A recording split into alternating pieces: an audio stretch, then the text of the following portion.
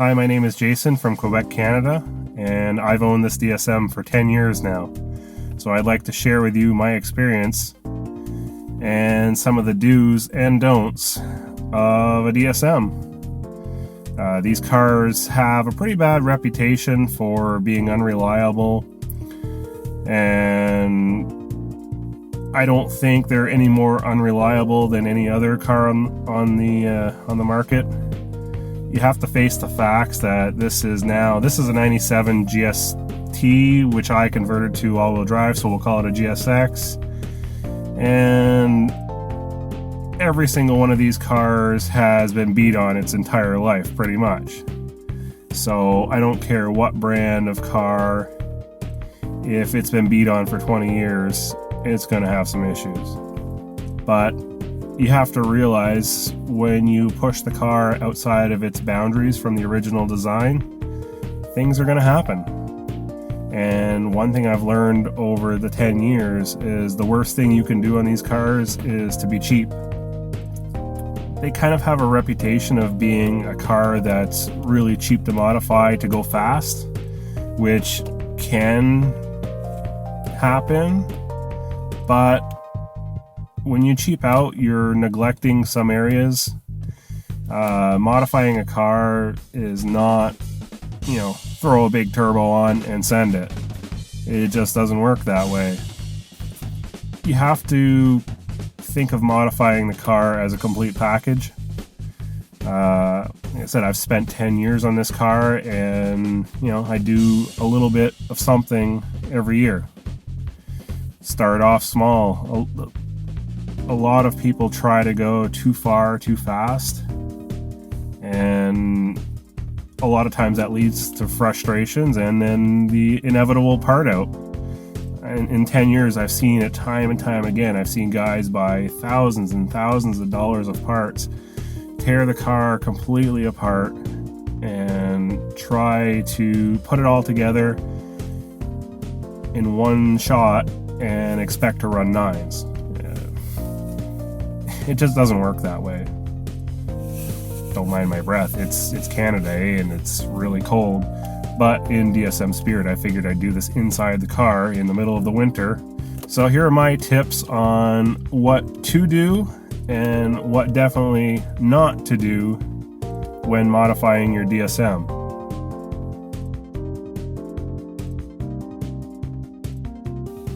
Maintenance. It's stressed enough on forums and on Facebook time and time again, but somehow people still don't listen. They think they can go buy a $1,500 car, throw a 16G on it or bigger, slap a bunch of fuel, do a half-ass tune, and then they'll say, it crank walked. That's the big excuse. If you're new to DSMs, be prepared to hear crank walk, crank walk, crank walk. I'll get into that later in the video. When you buy a car, my tip is to take everything that the previous owner told you and just consider all of it a lie. 9 times out of 10, when the person is getting rid of a car, and a DSM in particular, it's because there's something wrong with it. And they're either sick of it, or they don't want to deal with it, or can't afford to deal with it, so they're passing their luck on to you. So you get to have the fun of fixing that. And I can guarantee you there are going to be things that were not disclosed to you. The cars now, this is a 97, so it's 21 years old. Pretty much everything made of rubber in the car is dried out and cracked and needs to be replaced. That's vacuum lines, belts, gaskets, seals, CV axle, boots, you name it. If it's rubber, after 20 years, it's pretty well done. So plan on replacing all of it. Timing belt. Now, I'm sure the previous owner is going to say, oh, well, it was done 10,000 miles ago. Okay, maybe. Maybe he's right. what components did the person use? Did he simply replace the belt? Or did he do a proper timing job replacing the belt, the pulleys, the water pump? There's a lot of places people can cut corners on these cars, and after 20 some odd years, they found quite a few, and DSM'ers are cheap at heart. Guilty. So take that into account.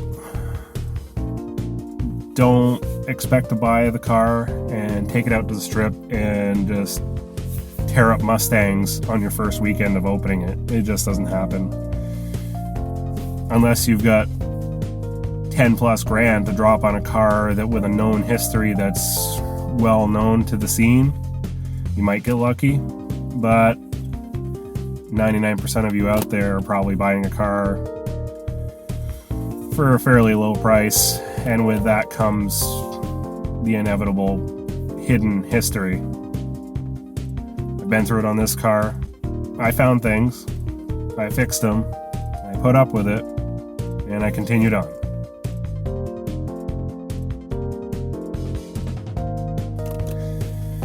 In general, as far as replacement parts go, the OEM parts tend to be of the higher quality that you can get for these cars. There are some things you can get by with buying cheaper. In my rule of thumb, if I'm replacing a gasket or something like that, and it's a pain in the ass to get to and a timely process to get to, I'd rather spend a few extra dollars, buy the OEM gasket, and have a little peace of mind. If it's a non-critical thing, valve cover gasket, something like that, I'm running the Felpro valve cover gasket on my car. You know, it's like $20 versus $70 or $80. I could put that money somewhere else in the car, and in the event that it does leak, it's a few screws take out and I can change it in 10 minutes. Rear main seal, on the other hand, spend the money. Don't cheap out there. Don't go buy a $6 gasket off of Rock Auto, put it in there, and hope for the best. It's going to cost you 4 hours to pull the transmission out, put it back in, to change that seal. Is saving a few dollars worth it? If you're just flipping the car and selling it, maybe. But thanks for doing the community a favor and making a good name for these cars. I've actually run the Felpro composite head gasket on this car for most of its life. It's been proven. There are some aftermarket parts of the non-OEM gaskets. They're one of the better ones. Some people will swear by the OEM composite gasket. I've run both, and I've run the car at 35 PSI on pump gas and meth, and both have held up. So if you want to do a head gasket and you want to run a little cheaper, the Felpro composite is like $28 versus 80 something, I believe it is, for the OEM. And if you're not pushing the car to its limits, have at it. It works. Like I said, it's more of a maintenance thing. If it's gonna something that can leak oil or whatever, and it's a pain in the ass to get to, just put in the real deal.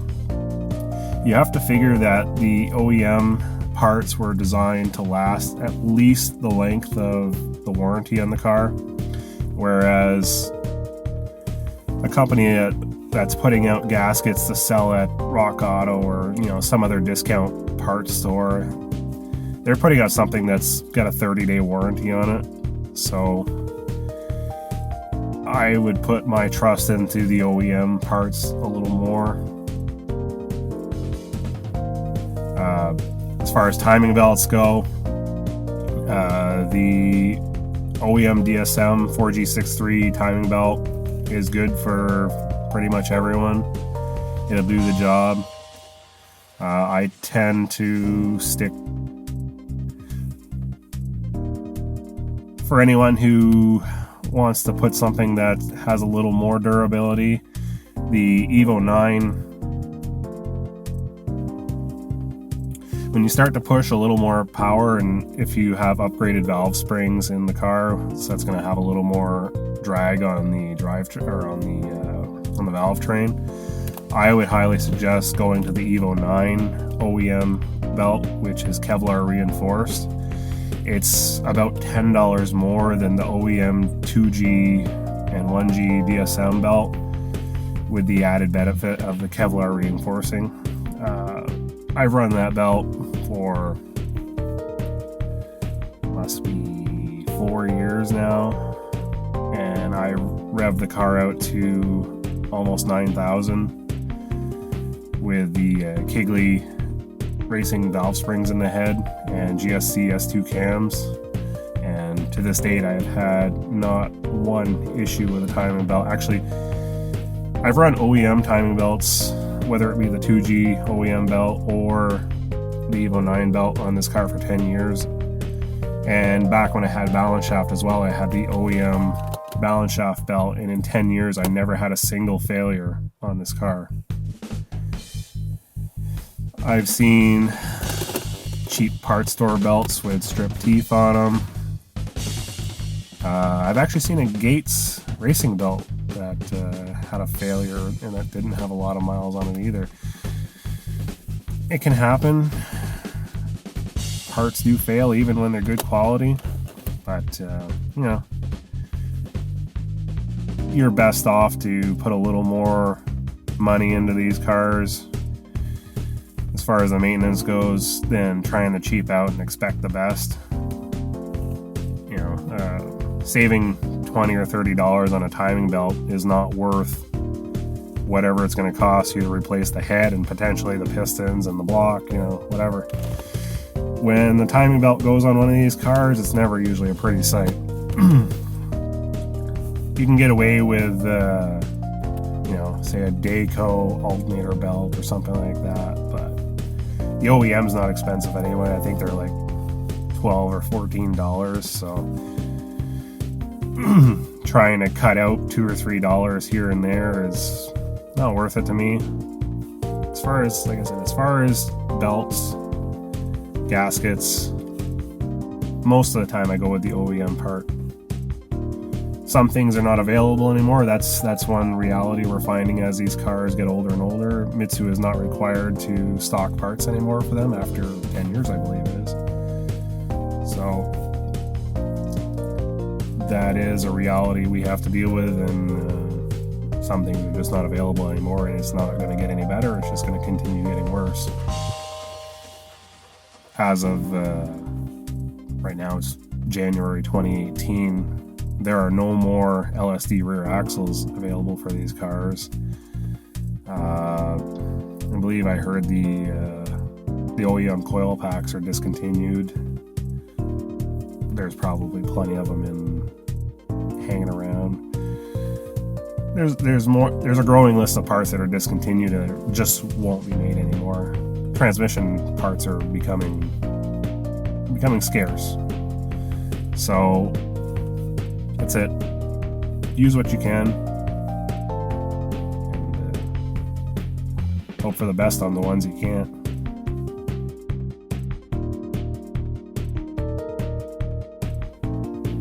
Boost leak test. If you've got a turbo DSM, there's no assuming you don't have a boost leak. As with the other items I've covered in the past, everything made of rubber needs to be replaced. That's vacuum lines, injector seals, couplers on the intercooler piping, even the stock ones there.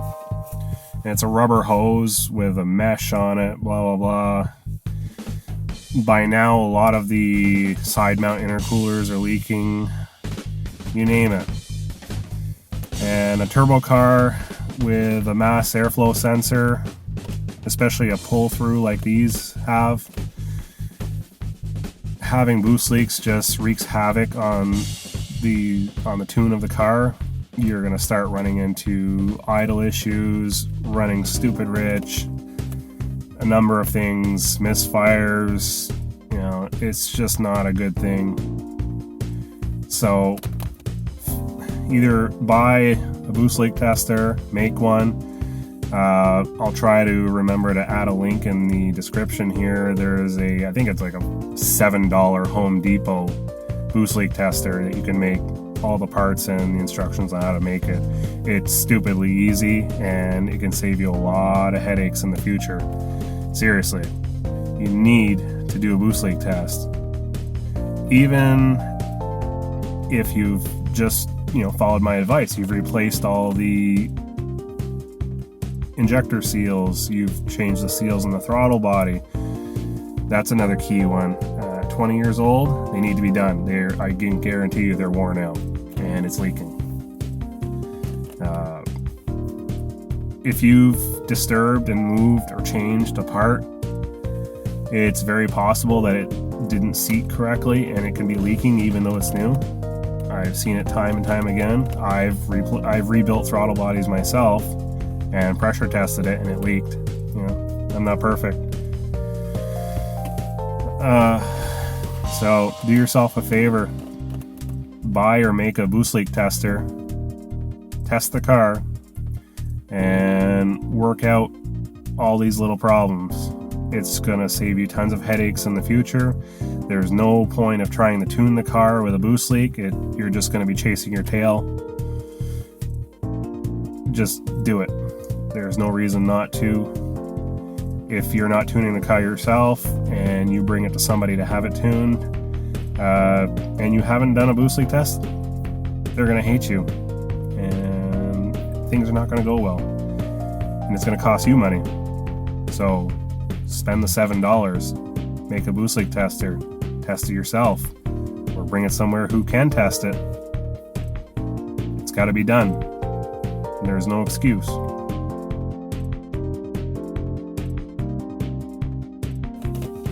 Okay, so now you've got everything squared away. Your maintenance is done. Boost leak test is done. So your first instinct is, I'm going to go and buy a 16G and crank up the boost. Don't do that. It's not the best way to do it. I made the mistake back in my early years. First thing I bought was a boost controller and a 14B. Throw on my 2G. I got away with it. But I've seen cars melt a piston on the T25. And I've seen them melt a piston on a 14B. The point being is, if you just raise the boost without any way of monitoring how things are going, you're shooting in the dark. And most of the time you'll get lucky at lower boost levels, but that one time, say you didn't change your fuel filter, and it's pretty restrictive. Crank up your 14B to 18 psi. Oh, I don't have a wideband, but 14B should be okay. That's what everybody on Facebook told me.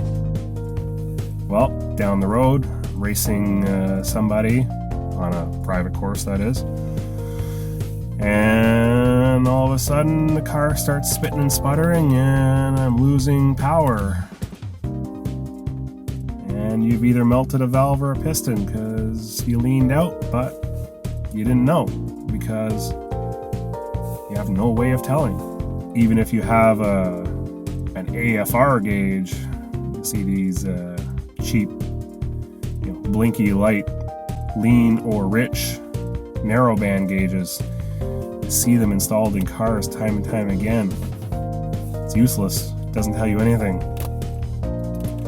At the very least, even if you're not going to be tuning the car, at least right away, put a wideband. You can do so much more with the car and feel safer about it when you know what's going on.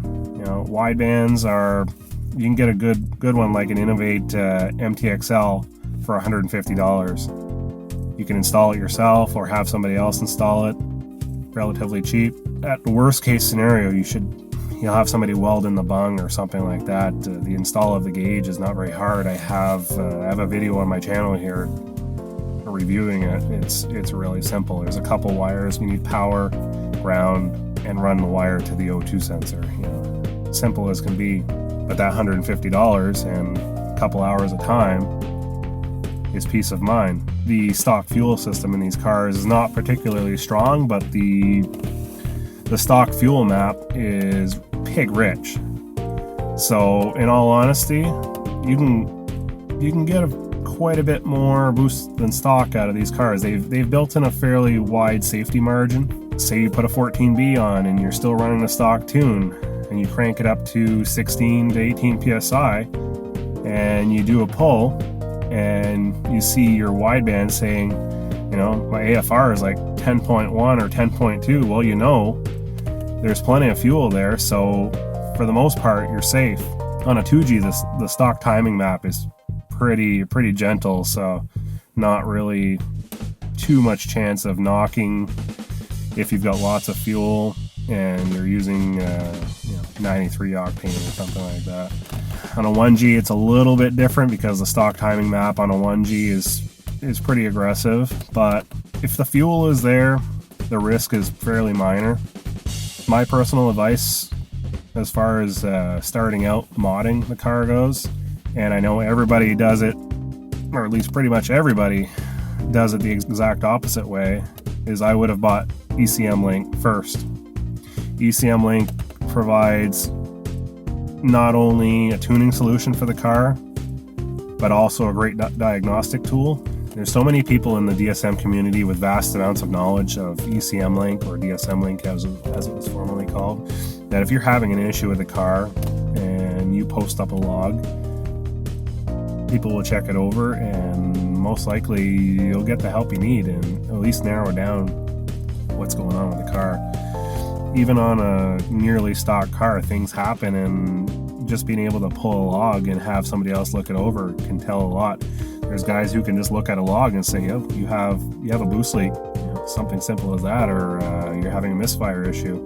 And once you learn to look at the logs and do things for yourself, it becomes an even more powerful tool. So that's why, like I said, if I was to start all over again, if I was to buy another DSM that was stock, I would buy a good boost gauge, a wideband, an ECM Link. Those would be the first three mods that I would put on the car. Like I said, the stock fuel map is very rich, and the timing map is fairly mild. So just on a stock car with a stock turbo, these three things can free up quite a bit of power. You'd be surprised. A lot of people will say, well, get a manual boost controller as well, throw that in. But actually now with the latest version of ECM Link, it has boost control built in, so there's not even a need to buy a manual boost controller. All you need, you can actually use the stock boost control solenoid on a 2G. I'm not sure about on a 1G, I'm not so familiar with that, but I would imagine so. On a 2G, you can use the stock solenoid, or you can also purchase an Ingersoll Rand 3-port solenoid.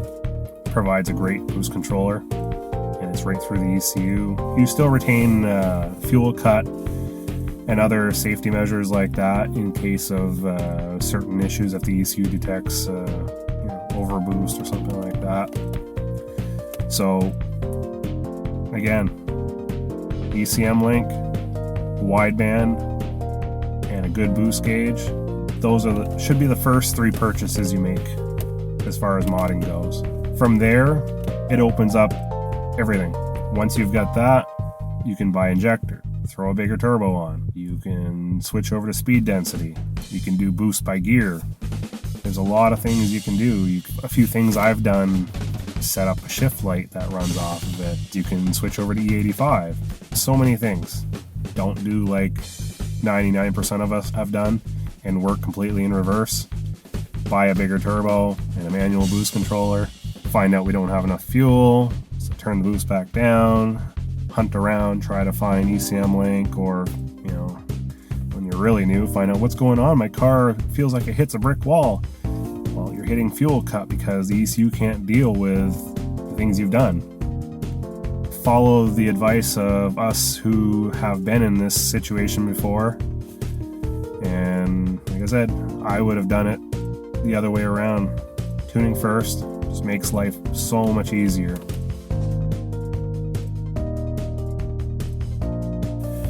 Stay away from knockoff parts. You'll think you save some money doing this, but almost always it comes back to bite you in the ass. Yes, some people get away with running eBay turbos, but most of the time you don't.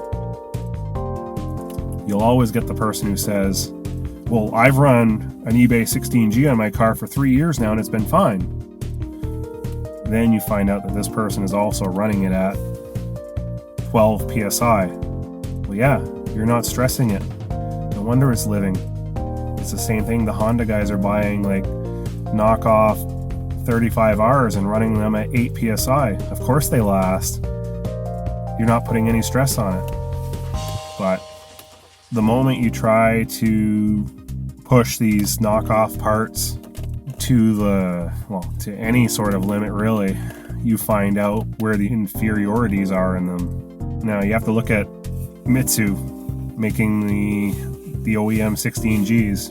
Yeah, there's a markup on it, but years ago they did the R&D on those turbos. Simply put, they used better materials. Now the people who are making the knockoffs, they're not doing any of this R&D, so there's one cost savings. They're taking a known product and taking it apart and finding every possible way to save pennies. People will think, well, steel is steel, or aluminum is aluminum. It's not. The material that the turbine housing is cast out of is inferior. The center housing is inferior. Usually a lot of times the threads or holes for mounting the drain line are not perfect. The turbine housings crack really easily because the material itself is just not designed for the heat. These parts, another thing is when you buy these parts, you're not supporting the companies who put the effort into designing and research. Yeah, a lot of people, are only looking out for their bottom line. But over the years, a lot of companies have stopped designing and manufacturing parts for these cars simply because people are knocking off their parts. A company goes and designs pretty recent, as a good example, recently there's been this company out of India or China, one of the countries over there. I believe the company's called Pro Billet. They've put out these billet intake manifolds, and they're much cheaper than stuff from, say, Magnus or JMF. And there's a reason behind it. They're not doing any of the research. It's an inferior design, not flow tested, not proven. It looks pretty, but that's about it. If that's all you care about, hey, have at it. But it's also not an incentive for the guys who have done the work in the past to continue this and make more parts for these cars and push this platform further. The only reason these cars have got where they are is because people had a desire and a passion for them and made it happen. Without that, we wouldn't be here. These cars would have been scrapped long ago. The reality is, this is a 90s Econobox car it's nothing more than that. You know, the blue book value on these things is next to nothing, regardless of what you do to it. The only value these cars hold is the value we assess to them. So when you make all of them worth less because of, you know, just not caring to support the people in the community, that's all there is to it. I'm guilty. I've bought some knockoff parts before. Sometimes I didn't. Financially, I wasn't able to get the real part. Sometimes it worked out. Sometimes it didn't. And in the long run, when it doesn't work out, you end up buying the real thing. So now you've paid the price for the real part, plus the knockoff. You didn't win anything. In fact, you're further in the hole than if you bought the real part in the first place.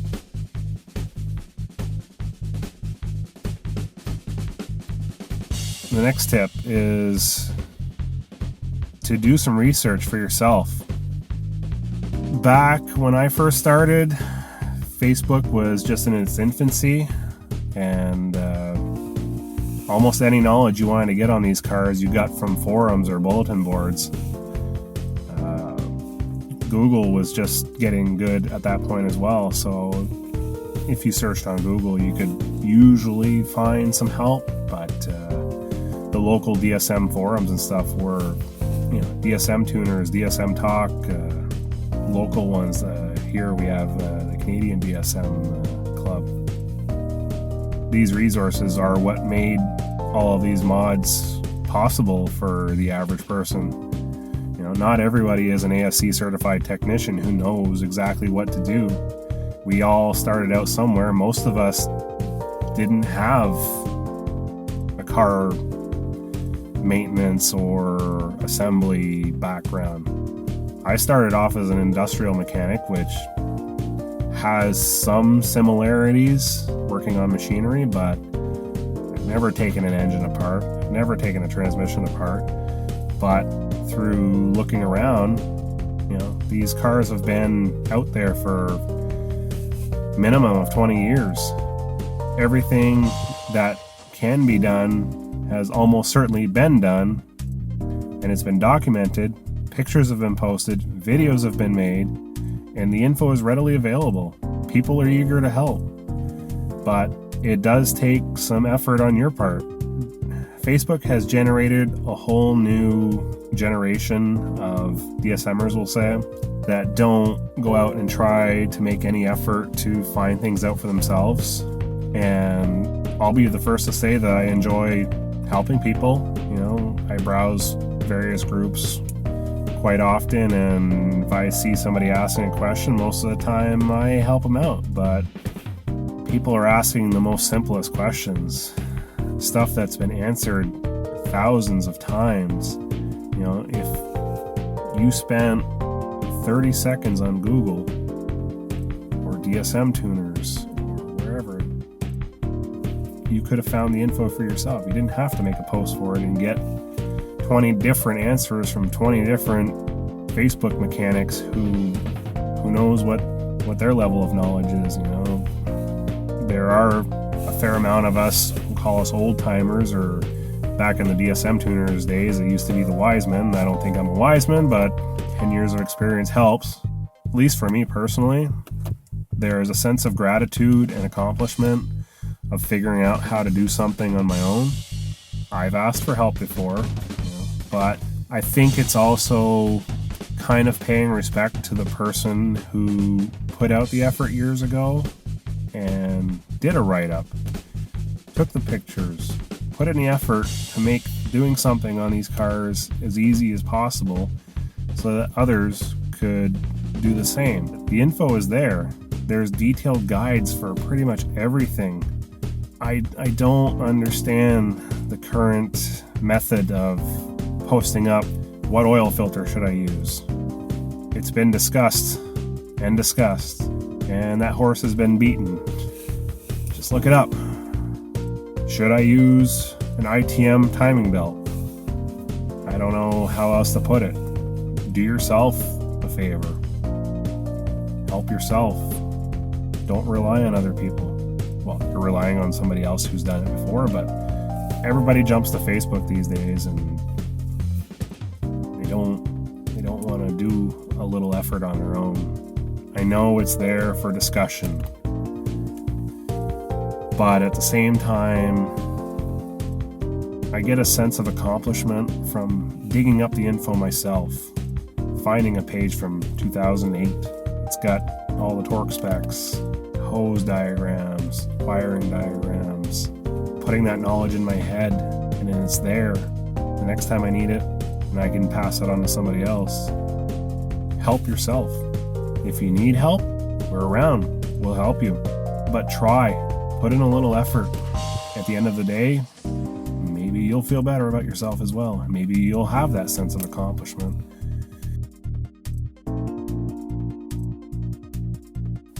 My next tip is don't mod one of these cars and use it as a daily driver. If you want to just do the maintenance on one of these cars and daily drive it at mostly stock power levels, have at it. They're no more unreliable than any other little 4-cylinder econo car from the 90s. They're very simple to work on, so when things do go bad, they're easy to fix. Once you start getting out of the stock power levels, any little mistakes you make get compounded, and it becomes very apparent when something goes wrong. So my suggestion is if you plan on modding one of these cars, make sure you have a daily driver. Don't put yourself in a position where if you're going to go and change your turbo or something like that, or your clutch, whatever, don't put yourself in a position where, oh shoot, I can't get to work tomorrow because I'm missing something or I got the wrong parts. At this point in time, these cars could be looked at more as a weekend warrior kind of thing. I mean, if you're making any sort of power, it can still be fairly reliable. You have to understand the reality that these are 20-plus-year-old cars. Things wear out. They're getting up there in mileage, and they are going to break down. There are a lot of shit new cars on the market too, plain and simple, especially in the early 2000s. But have a backup plan. If you absolutely need your car to get to work tomorrow, don't start modding it. Do the maintenance, do simple things, keep it in good shape, but don't expect to make 500 horsepower and not have something break. 2Gs were designed for 210 horsepower, so anything above that is a gamble. The stock drivetrain can hold a fair amount of power, but depends how you drive it, depends how much wear is in the drivetrain. Just don't put yourself in a predicament that jeopardizes your career or your livelihood. I've driven this car from southeastern Quebec to Ohio countless times. I think it's six or seven times now. And I've driven to the east coast of Canada, driven it all over the place. It's never left me stranded other than for my own stupidity. It's broken out the track a couple times, but this isn't my daily anymore. I do daily it during the summer, but I have backup options. If you don't have a backup option and something happens, it's your problem. Don't blame it on DSM'ers for being unreliable because you didn't have a backup plan for what if and when shit goes wrong. I don't care how much time and effort you put into these. When you're talking a 20-plus-year-old car, mechanically could be fine. More and more electrical issues are starting to show up with these cars. All the wiring is old, it's becoming brittle. It can be a simple little thing like a wire breaking off to the coil pack and leave you sitting on the side of the road. Things like that, electrical issues can be very difficult to tackle as well. It's not one of my favorite jobs. Electrical is very tedious.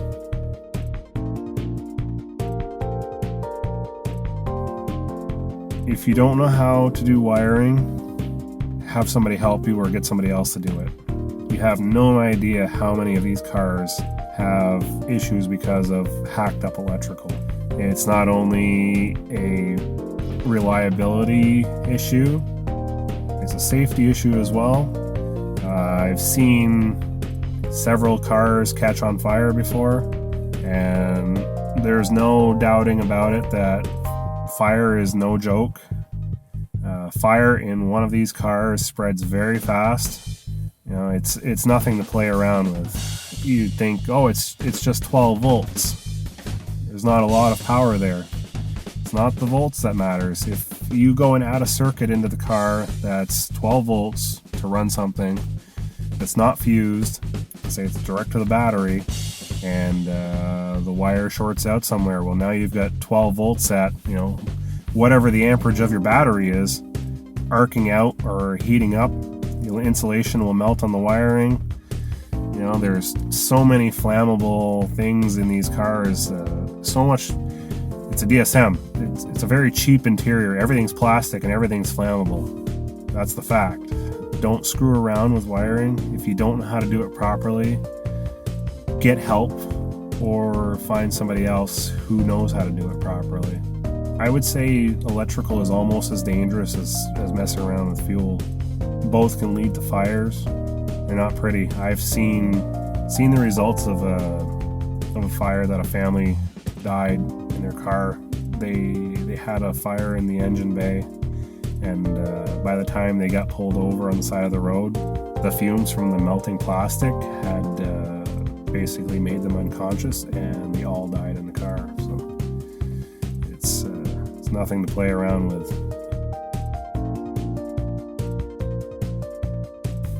My next tip would be get yourself a fire extinguisher. Keep it in the car. As I was just talking about the electrical issues and potential problems there, the small 2-pound fire extinguisher can buy you a lot of time or potentially save the car in the event that something happens, especially once you start modifying the car. You can put the best aftermarket parts on the car, fuel pressure regulator, hoses, etc. Things happen. One of your braided lines can rub against something, or a fitting can leak. I've seen the name brand Russell's fuel line fittings. I've seen them crack and leak. Anything can happen, so don't take a chance.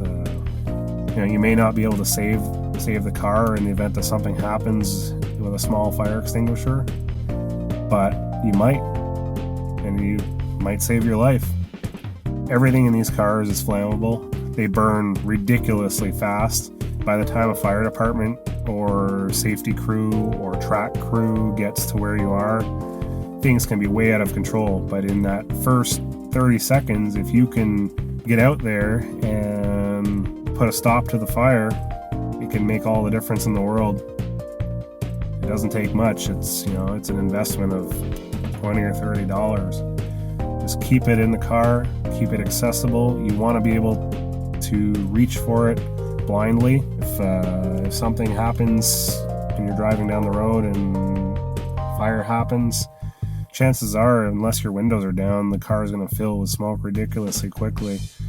So safety instructions are always monotonous, but practice it, reach for it, know how to use it. You'd be surprised how many people don't know how to use a fire extinguisher. It's sad, really. I've done safety and first aid courses for work, and it's surprising how many people don't know how to use a fire extinguisher. Things like that can save your life or somebody else's life. You may see somebody on the side of the road in a predicament. I think every car should be equipped with a fire extinguisher. I don't think there's any good reason not to have one.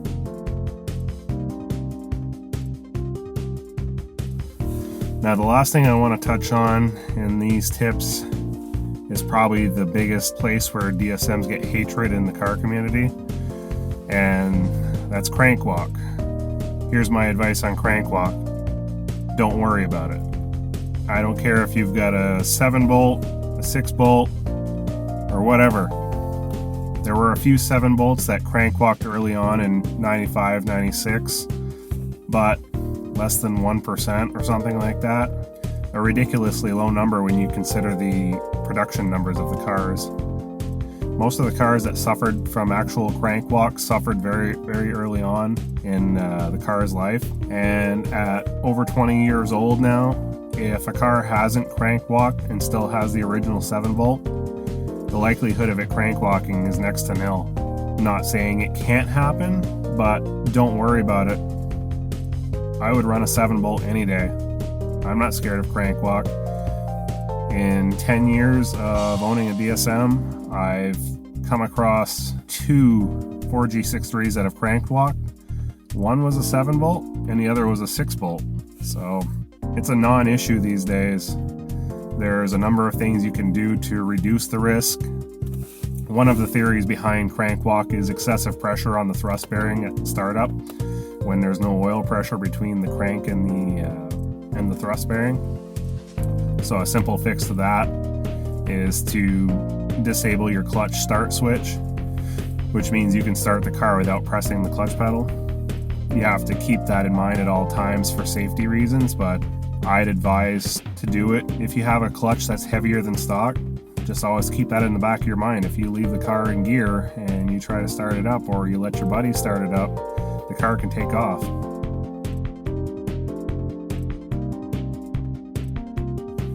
So there you have it. That's my top 10 tips for DSM'ers, particularly for the new DSM'er. But even people who have been in these cars for many years can still use some of this advice. If you'd like to hear more tips and tricks like this, please give the video a thumbs up and subscribe if you haven't already. I'm going to try to get more and more videos like this out. And as we get closer to summer, I'll try to do some more hands-on stuff with the car and help some more people out. Do the best I can. So thanks for watching. Until next time, thanks for watching.